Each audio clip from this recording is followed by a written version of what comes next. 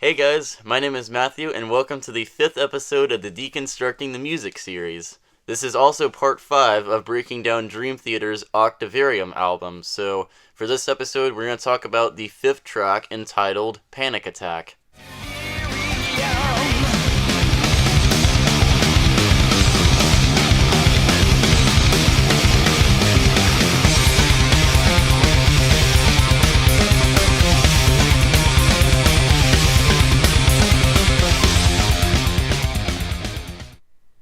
Okay, so in case you guys aren't familiar with this series, basically what I do is I take a song that I really like and split it into the form of isolated tracks.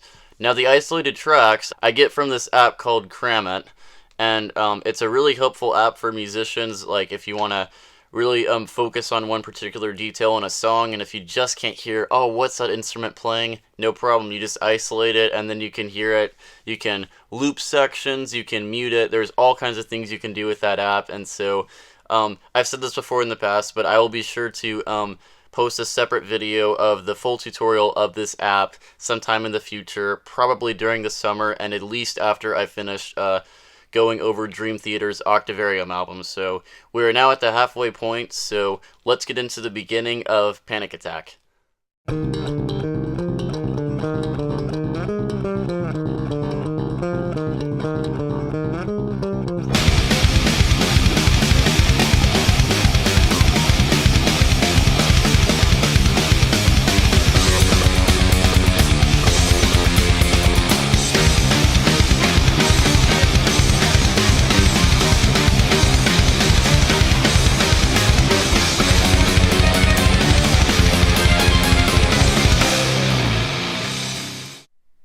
Now, as you guys just heard at the beginning of the song, it starts off with the bass, which I would consider one of the most unusual instruments to start off a rock or metal song, or progressive metal, because this is, a progressive metal band. But anyways, I'm going to isolate the bass and go through that full section that you just heard, so you can hear the bass more clearly when, the band would typically play over it. So here is the bass isolated.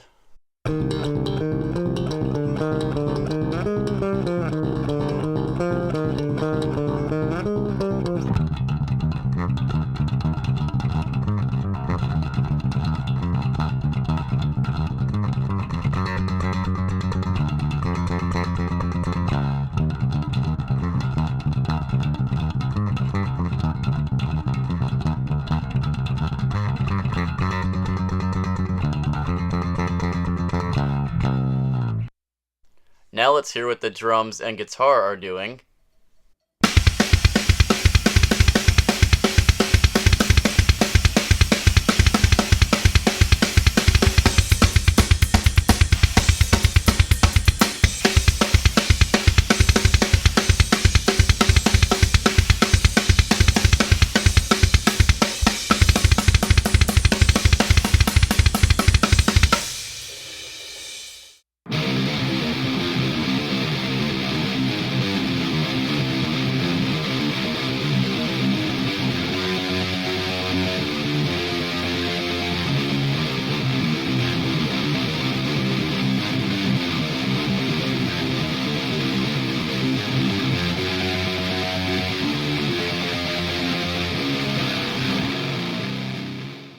Now for the most hidden instrument in that section, the keyboards. And in this case, it's a monosynth with phaser effect according to the transcription, so let's hear that isolated.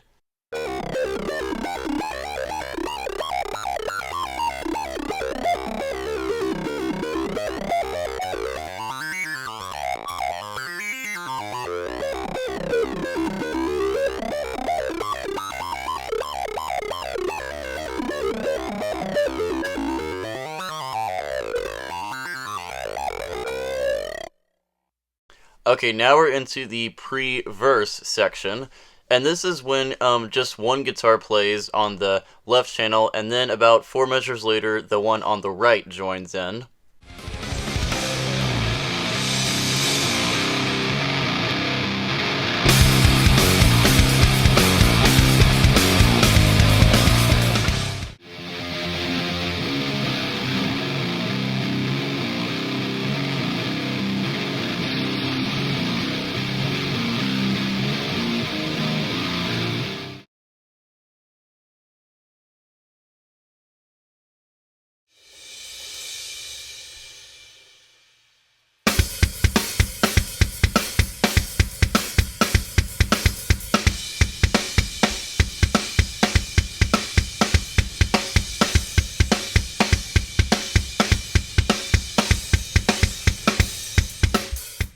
Okay, so the hidden detail that's at that spot where the drums switch to the crash cymbal is actually that there's two keyboards that are buried underneath. Not one, but two keyboards. So I'm gonna play those two separately, and then I'm gonna play them together. So here it is.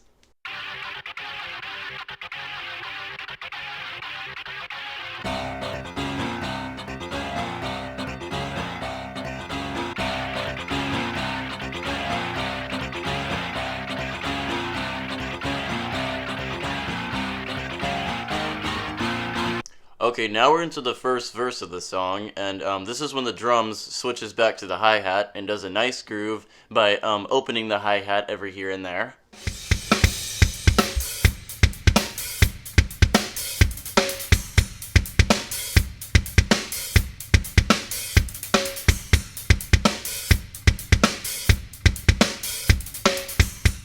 And we also have those two same keyboards playing.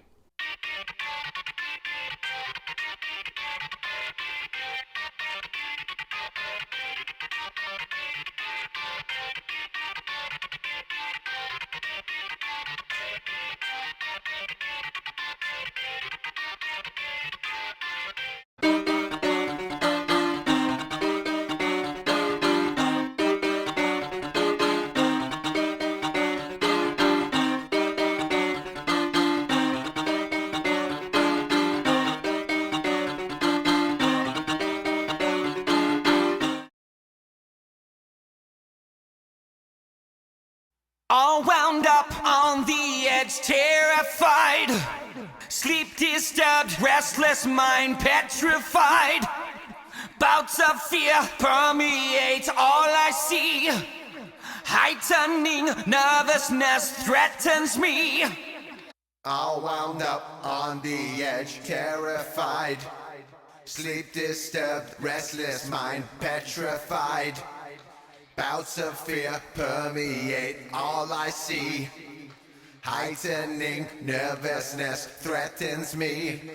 Later into the verse, the background vocals sing in harmony.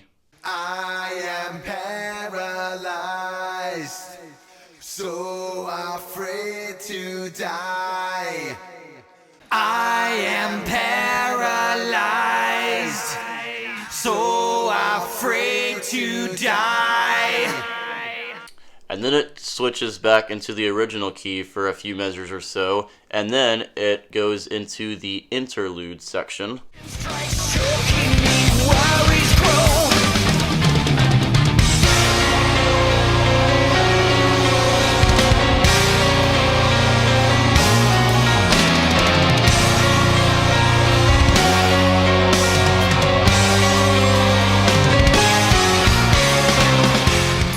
Okay, so the first thing that comes to mind when hearing this part of the song is what one of the keyboards are doing. Now, this isn't in the Keys 1 or Keys 2 track, and that's because it's due to like how many keyboards there are, so like there's not like a Keys 3 track or anything like that. So what's in the backing track of the Keys is a keyboard that plays a sort of choir kind of sound. So I'm going to play the part that I'm talking about without the organ and the piano. Worries grow.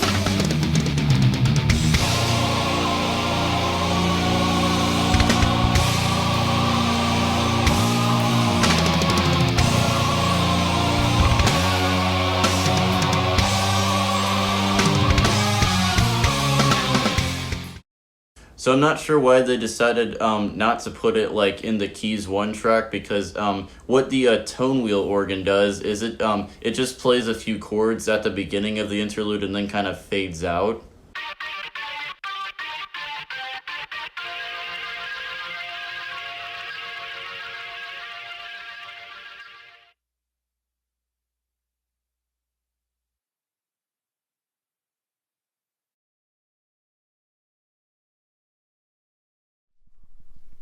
Okay, so what the guitars are doing is a little different. They actually drone over the keyboards, and they kind of play like the same thing as the drums are doing, like the little like cymbal roll. Like the guitars are just holding chords like a da da bo do da. and then it eventually does da da da da da. So let's hear that isolated.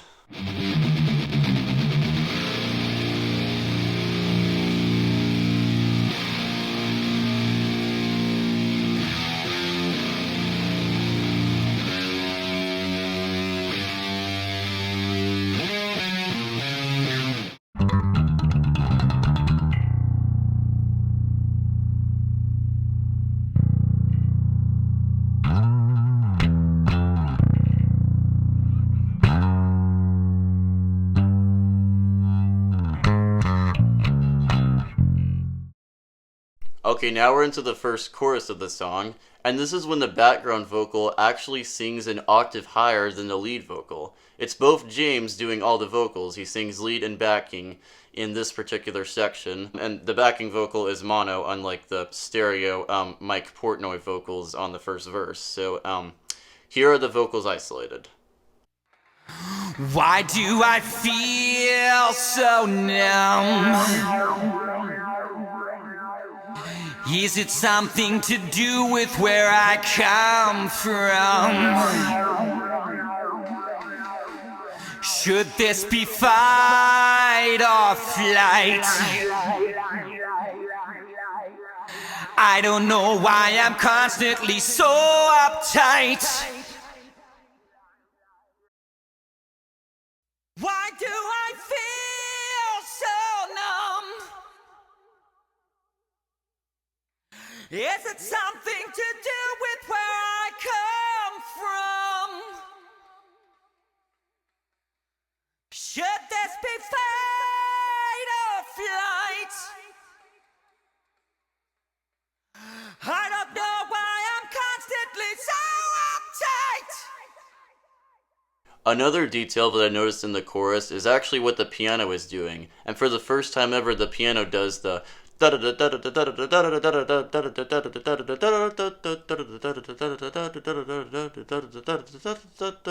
or something like that.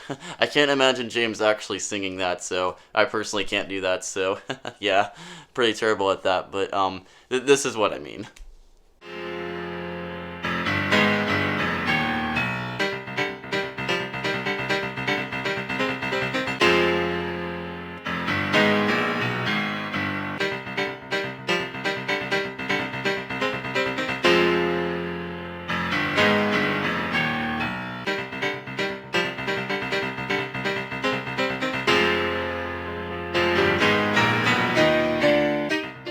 And the other keyboard track actually goes back to that mono synth sound, and whenever we hear that like kind of faster part, that's when that keyboard plays.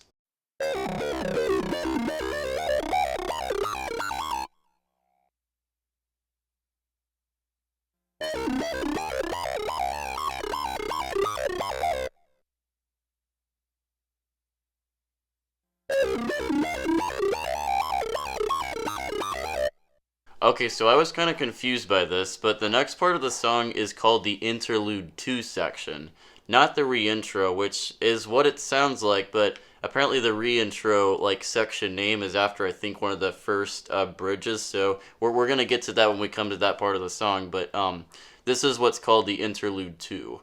Constantly so uptight.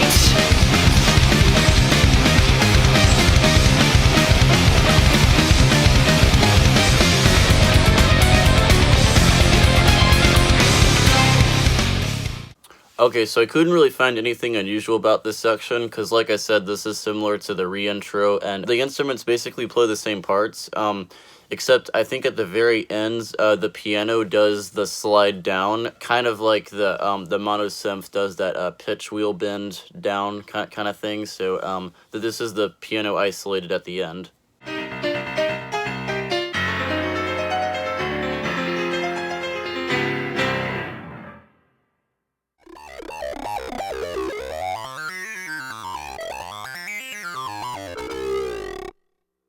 Okay, now we're into the second pre-verse, and this time the drums just stay on the crash cymbal instead of half the section on the hi-hat and then half on the crash cymbal. This time it's just the crash cymbal throughout that section, so let's hear that.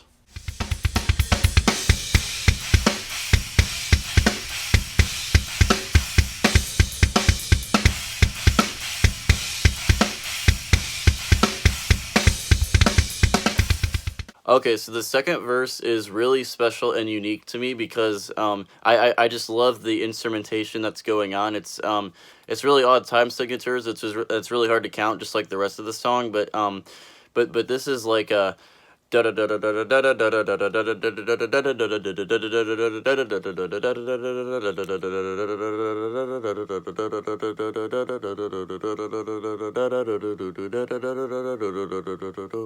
it's like it feels like it's being sped up, but like it's in the same tempo. So it's hard for me to imitate that. But I'm gonna show you the drums first because I just love all the fills in that section, and then I'm gonna play the bass entire section, and then the guitars, and then the keyboards if there's anything interesting in there, and of course the vocals, and with the octave lower harmony vocals. So let's start with the drums.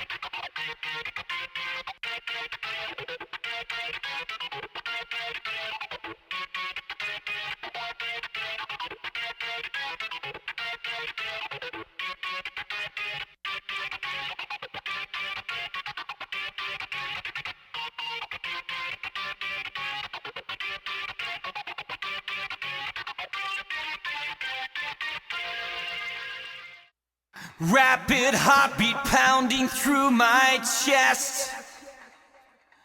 Agitated body in distress. I feel like I'm in danger. Daily life is strangled by my stress. A stifling surge shooting through all my veins. Extreme apprehension, suddenly I'm insane. Lost all hope for redemption. A grave situation, desperate at best. Rapid heartbeat pounding through my chest. Agitated body in distress. I feel like I'm in danger. Daily life is strangled by my stress.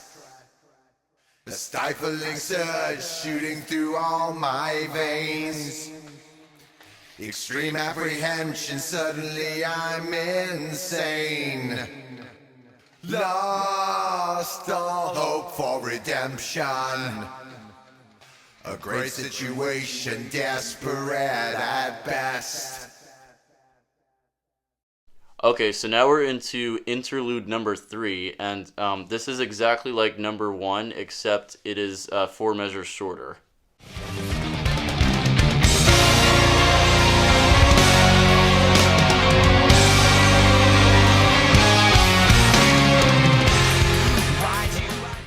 And not to be confused with interlude number 2. Once again, that sounds like a re-intro compared to the other interludes, but yeah, that was probably just their way of naming the sections and trying to kind of make it easy and all that. So yeah, once again, that's can be a little confusing. Okay, so the only thing I could find that was different about the second chorus compared to the first is actually what the piano is doing. It apparently either doesn't play at all or just maybe cuts out whenever it goes into the or yeah. Anyways, yeah. Apparently that doesn't happen with the piano on the second chorus, but it does on the first. So something I didn't realize till now. So yeah.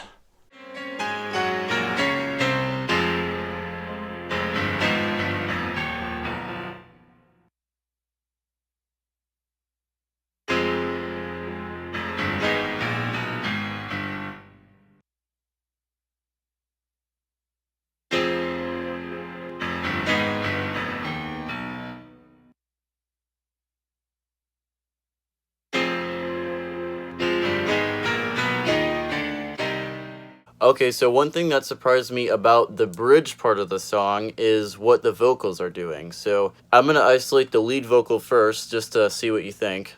Helpless hysteria, a false sense of urgency. Now for the background vocals, I was surprised to hear not only the harmony, but actually an octave higher vocal than the lead vocal. So that higher octave was more quiet compared to the harmony, and of course the lead vocal. So if you want to compare it to the album mix, it's kind of hard to tell, but it just it kind of makes it slightly better. It's it's hidden in a way, so it's like maybe your ear doesn't grab it, but it's definitely something that I can't unhear since I've heard the vocals isolated. So yeah, this is the background vocals right here. Hysteria,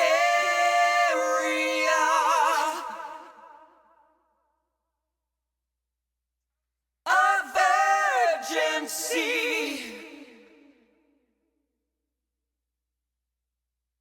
My phobia,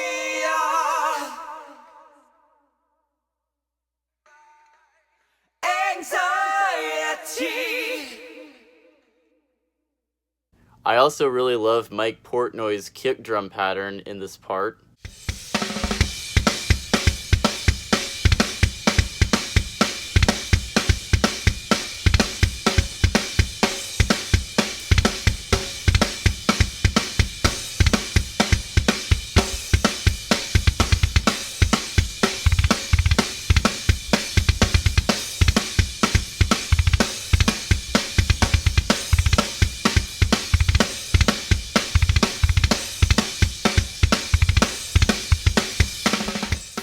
Another hidden detail I could find in this section was one of the keyboards they're doing.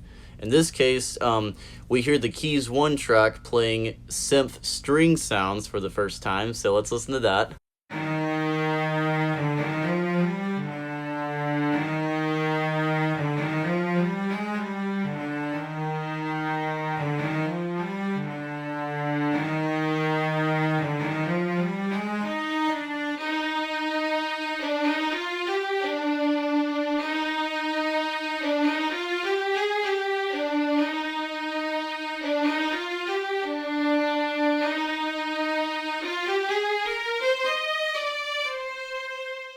The Keys 2 track just has that piano playing throughout the bridge, but one thing I was able to notice about the keyboards in general throughout the song is that there's actually an extra.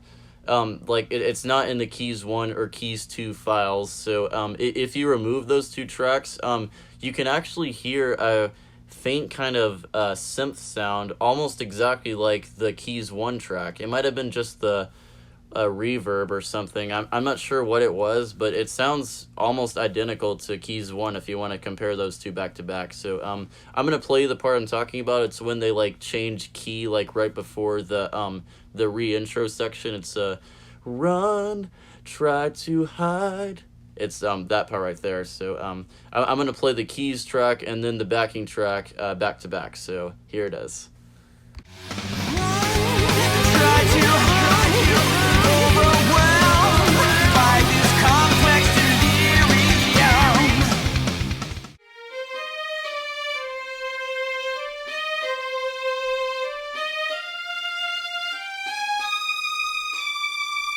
Honestly, it sounds so identical that possibly that was a mistake when Kramit was arranging the different like tracks. Like when they got the original studio multi-track files or whatever they did back then, they possibly just forgot to delete that track. They like put the synth track as like an individual track file. I think it was it was either Keys 1 or Keys 2. I can't remember what I said, but yeah, but they possibly just forgot to delete that out of the backing track and like somehow had a duplicate or something because it sounds so identical. Or it's possible that that track was double tracked and it was probably like the two synth tracks were like slightly off, so they put one of them in the backing track. So that would be my guess of possibilities, but honestly, I don't actually know how all that went down. So if you guys want to compare that, just what like listen to the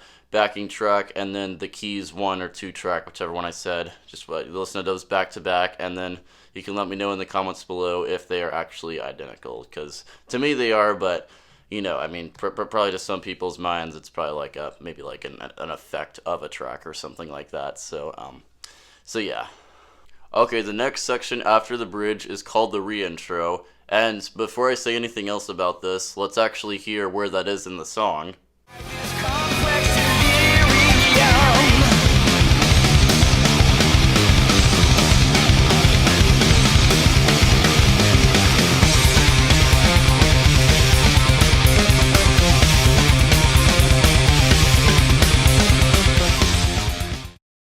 Okay, so like I said earlier, interlude number 2 sounds exactly like that section, which is apparently called the re-intro. So I'm not sure why they called the part after the bridge the re-intro 2, and according to Kramit, what's called interlude number 2, I don't know why they decided to call that re-intro, if that makes sense. Because if you compare those two sections back to back, they definitely do sound the same. Constantly so uptight.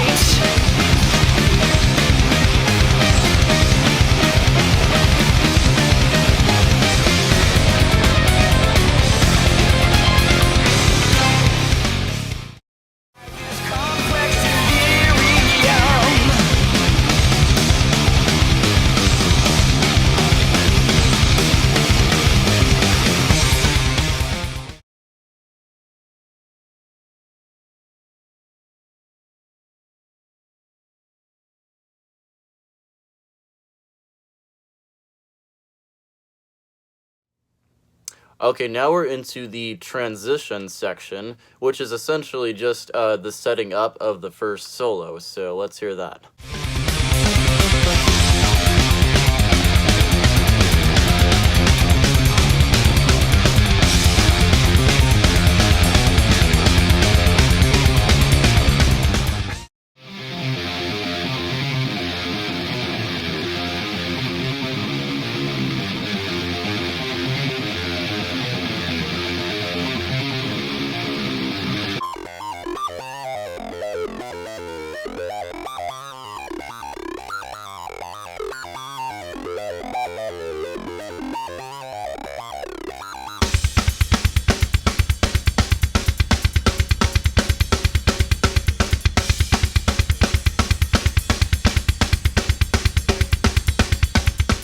And now we're into the first solo of the song, so let's hear that keyboard solo isolated first.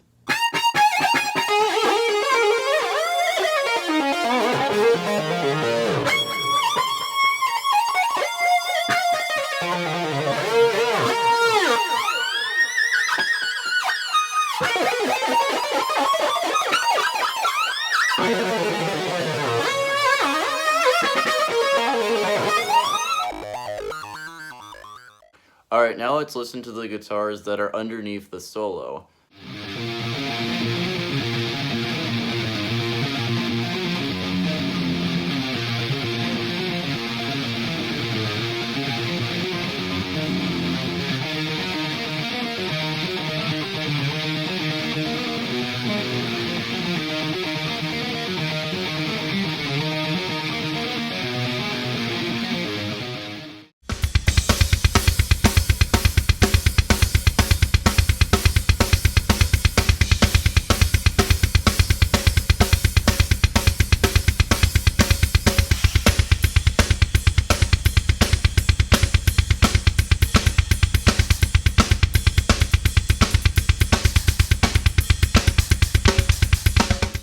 Now we're into the guitar solo part of the song, and once again the rhythm guitars play a different rhythm than the drums, just like on the keyboard solo.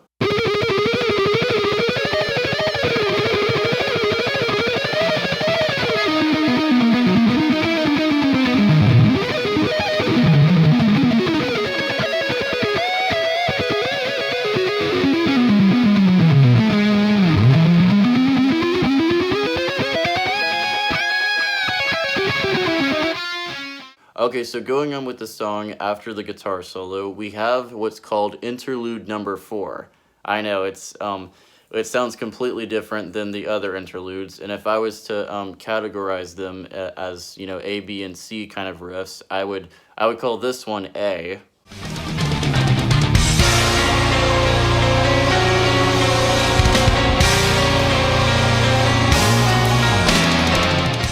I would call this one B.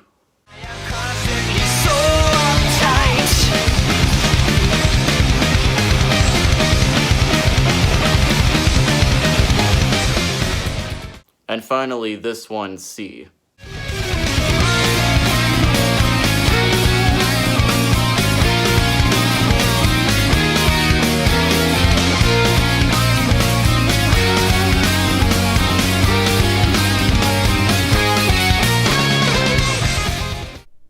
Okay, so what you probably just heard in what's called interlude number 4, according to Kramit, is that there's actually a guitar playing on the left, but there's also a keyboard playing on the right. Not to be confused with the rhythm guitars, that still plays in the background, but I'm talking about like kind of the lead guitar. Like there's not it's not like just one solo, like it's two solos but like two different instruments. So I know it's kind of confusing. So it's like there's like a lead guitar on the left and then there's a keyboard on the right. So I'm going to solo the guitar first and then the keyboard, and then I'm going to put those together.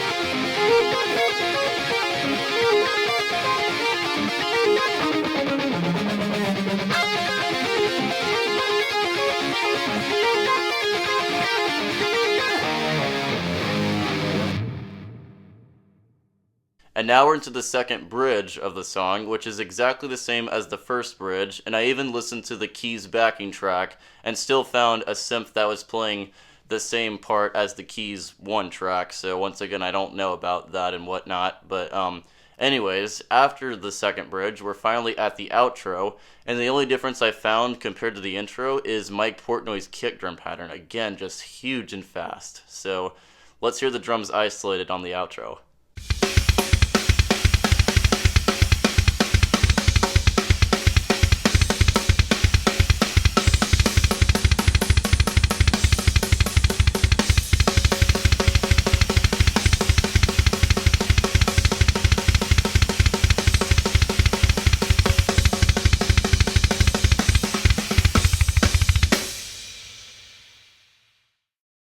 Now, the very end of the song. They unfortunately don't have this part in Cram It where like the keyboards pan from speaker to speaker, so this is the part I'm talking about in the original album mix.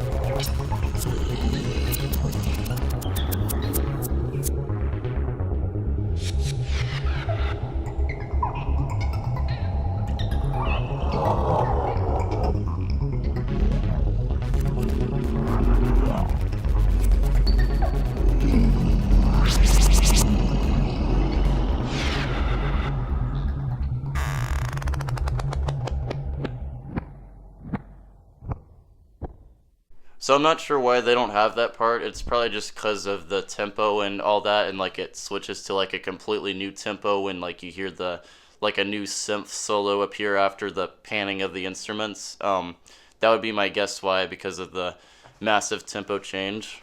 And by the way, at like the very end after the door closing sound effect, it honestly sounds a little bit like a transition into the next song, which is Never Enough.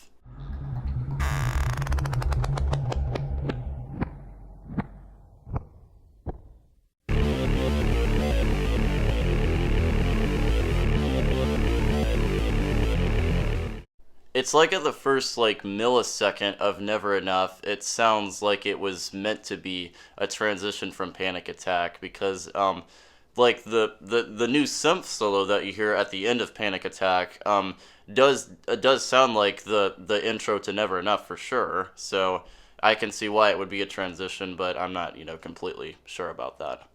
Okay, so basically that's all I have for the video, so thank you guys so much for watching. I know the video was very long, and it was definitely the longest episode I have ever made and edited. Man, it was just such a lengthy process on getting everything together, making sure the details were correct, and all of that stuff, and hopefully I do better when I talk about the next song. And the funny thing is, we're not actually done talking about Panic Attack, because there were some details that I actually missed in this episode that I'm going to talk about in what's called episode 5.5, which is when I talk about the isolated tracks from Guitar Hero and Rock Band games. I'm going to do that for the very first time in this series, and with this song specifically, the tracks are going to be from the game Rock Band 2, and so I'm not going to focus on the sections of the song, which I was probably most confused about in this video. So since I've obviously already done that, I'm not gonna say that again. And when I talk about the Rock Band 2 tracks, I might mention it just here or there, but mostly I'm gonna talk about like what's hidden in the tracks that I didn't hear in Cram It, so I can find details that I either missed in this video or have never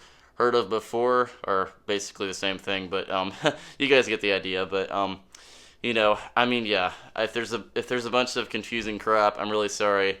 But this is just who I am and how I describe things, and so I hope you guys just still enjoy it. And if you do, be sure to hit that like button and hit that subscribe button as well. And yeah, I will see you guys in the next video, episode 5.5.